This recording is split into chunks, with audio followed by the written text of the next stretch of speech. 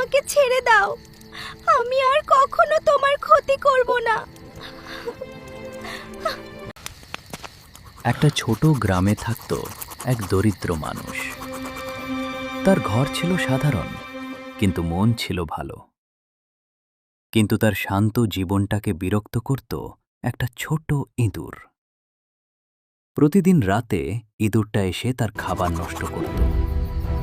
অবশেষে একদিন মানুষটা রেগে গিয়ে বলল, আজ তোকে ধরবই। সে একটা ফাঁদ পেতে রাখল, আর কিছুক্ষণের মধ্যেই ইঁদুরটা সেই ফাঁদে আটকে গেল। ইঁদুরটা কাঁদতে কাঁদতে বলল, আমাকে ছেড়ে দাও, আমি আর কখনো তোমার ক্ষতি করব না। তুই তো ছোট প্রাণী, তোকে মেরে কি লাভ? যা, চলে যা। আমি একদিন তোমার উপকার করব। কিছুদিন পর মানুষটা বনের পাশে হাঁটছিল। হঠাৎ সে একটা জালে আটকে গেল।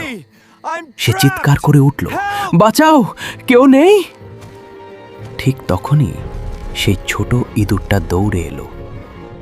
ইঁদুরটা নিজের দাঁত দিয়ে জাল কাটতে শুরু করলো, একটু একটু করে।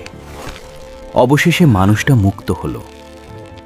মানুষটা অবাক হয়ে বলল, তুই তো সত্যিই আমার বন্ধু। তুই তো সত্যিই আমার বন্ধু।